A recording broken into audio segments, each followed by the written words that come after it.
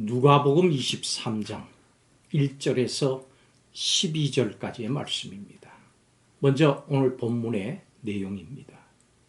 무리가 예수님을 빌라도에게 끌고 가서 고발합니다. 예수님이 백성들을 미혹해 해서 국가에 세금을 바치는 것을 금하고 자기 스스로 자칭 왕이라고 했다고 하는 겁니다. 빌라도는 예수님의 무죄함을 알았습니다. 그래서 빌라도는 예수님이 헤롯 관할인 갈릴리 사람인 것을 알고 마침 예루살렘에 와 있던 헤롯에게로 보냅니다. 예수님께서는 헤롯 왕 앞에서 그가 묻는 말에 아무 대답도 하지 않으셨습니다. 여러분, 왕하면 어떤 이미지를 갖고 있습니까? 왕은 모든 사람을 마음대로 부리고 하고 싶은 대로 다 할 수 있는 권세를 가진 사람이라고 생각하지 않습니까? 그러나 우리의 진정한 왕이신 예수님은 이런 세상의 왕과는 다릅니다.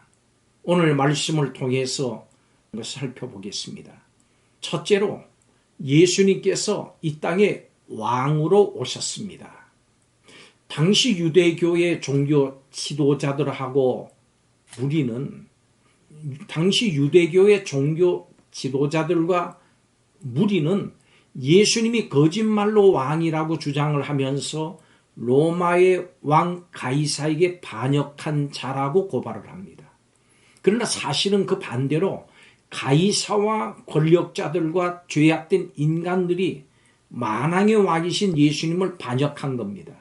이들은 하나님의 모든 권세와 능력을 가진 왕이신 예수님을 오히려 업신여기고 조롱하고 있습니다. 왕의 권세를 가지신 예수님은 이들을 한순간에 다 심판하실 수 있습니다. 그러나 예수님은 오히려 자신을 조롱하는 그 사람들을 위해서 죽음의 길을 걸어가고 있습니다. 그들을 죄와 사망과 심판에서 건져내서 예수님께서 다스리시는 그 나라의 백성을 삼으시려고 하는 것입니다.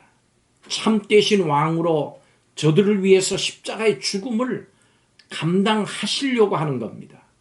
예수님이 우리의 진정한 왕이십니다. 예수님은 십자가를 통해서 우리를 구원하시고 하나님 나라에 들어가서 그 복을 누리게 하신 진정한 우리의 왕이십니다. 예수님의 왕적인 권세를 믿고 철저하게 순종하면서 또 더 나아가서 예수님의 왕권을 모든 곳에서 실천하려고 하는 삶의 자세를 우리는 가져야 합니다. 두 번째로 예수님은 의로운 왕이십니다. 대제사장과 무리는 예수님을 반역자로 고발을 하고 있습니다. 그러나 빌라도는 예수님의 죄를 찾을 수 없다고 말합니다. 예수님은 죄가 없으십니다. 예수님은 완전한 의를 성취하신 왕입니다. 여러분, 이것은 단지 미사 여구에 불과한 말이 아닙니다. 이것은 십자가 교리의 핵심이기 때문에 자세히 알고 전해야 할 진리입니다. 예수님은 완전한 의인이시기 때문에 우리의 죄를 대신 지실 수 있었습니다. 또한 예수님은 완전한 의인이시기 때문에 우리에게 완전한 의를 선물로까지 주실 수 있었습니다. 즉 우리의 죄 사함과 의롭다함은 모두 죄가 없으신 예수님만이 주실 수 있는 겁니다. 우리는 예수님 안에서 완전한 의인입니다. 여러분, 이 진리에 흔들리지 마십시오. 의심하지 마십시오.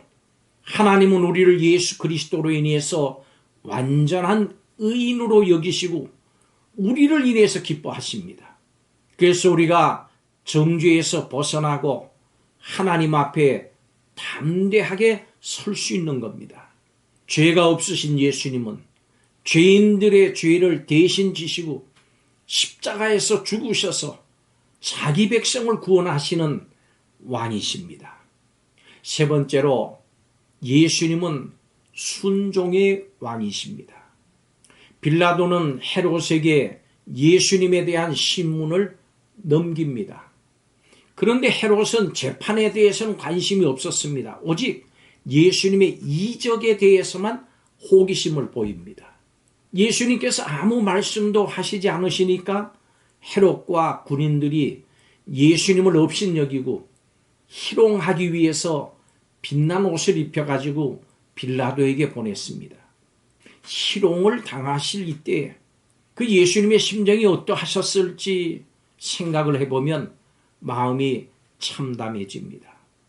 예수님은 어떤 질문에도 답하지 않으시고 어떤 조롱에도 묵묵히 참으십니다. 그 이유는 우리의 구원을 위해서 십자가 길을 걸어가기로 이미 작정하셨기 때문입니다. 그러니 어떤 변명도 또 어떤 저항도 없이 도살장에 끌려가는 어린 양처럼 묵묵히 받아들이시는 겁니다. 이 모든 것은 다 하나님의 뜻에 순종하시기 위한 것입니다. 이제 우리는 예수님을 진정한 왕으로 모시고 예수님의 뜻대로 살아가면서 당할 모든 것을 감수할 마음의 결단을 해야 합니다. 주님은 우리에게 그리스도의 남은 고난에 참여하면서 십자가의 길을 걸어가라고 하십니다. 우리는 이 주님의 뜻에 순종해야 합니다. 예수님께서 마지막까지 하나님의 뜻에 순종하시면서 십자가의 길을 걸어가신 것은 우리가 영원토록 마음에 기려야 할 모범입니다. 예수님은 하나님의 뜻에 순종하셔서 십자가의 죽음을 감당하심으로 우리의 참된 왕이 되셨습니다. 왕의 권세를 가지셨음에도 예수님은 가장 낮은 자리까지 가셨고 순종하심으로 진정한 왕이자 만물의 머리가 되셨습니다. 여러분, 백성을 죽음 가운데로 몰아넣는 세상의 왕들이 있습니다. 그렇습니다마는 우리의 진정한 왕 예수님은 우리에게 생명을, 영원한 생명을 주셨습니다. 이제 날마다 예수님을 왕으로 고백하면서 순종하면서 살아갑시다. 진정한 우리의 왕을 자랑합시다. 진정한 우리의 왕이 계셔서 우리는 행복합니다. 영원토록 행복합니다. 기도하겠습니다. 원수끼리도 예수님을 대적하는 일에는 친구가 되는 악의 모습을 봅니다.